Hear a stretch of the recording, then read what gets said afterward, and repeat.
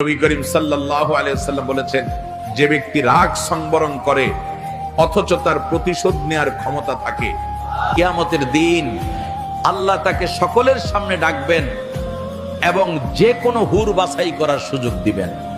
আল্লাহ তাআলা সপ্তাহের কোন বারে কি সৃষ্টি করেছেন জানেন? শনিবারে মাটি সৃষ্টি করেছেন, রবিবারে পর্বত সৃষ্টি করেছেন, সোমবারে বৃক্ষ সৃষ্টি করেছেন, মঙ্গলবারে বিপদ আপদ সৃষ্টি করেছেন, বুধবার নূর সৃষ্টি করেছেন, বৃহস্পতিবার পশু পাখি সৃষ্টি করেছেন এবং শুক্রবারে হযরত আদম আলাইহিস সালামকে সৃষ্টি করেছেন। ভিডিওটি শেয়ার করে সবাইকে জানার সুযোগ দিন।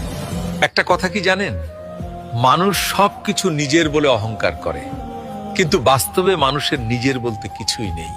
জন্ম দিয়েছে অন্য কেউ, নাম দিয়েছে অন্য কেউ, শিক্ষা দিয়েছে অন্য কেউ, সম্মান দিয়েছে অন্য কেউ। মৃত্যুর পর গোসল দিবে অন্য কেউ, কবরে রেখে আসবে অন্য কেউ।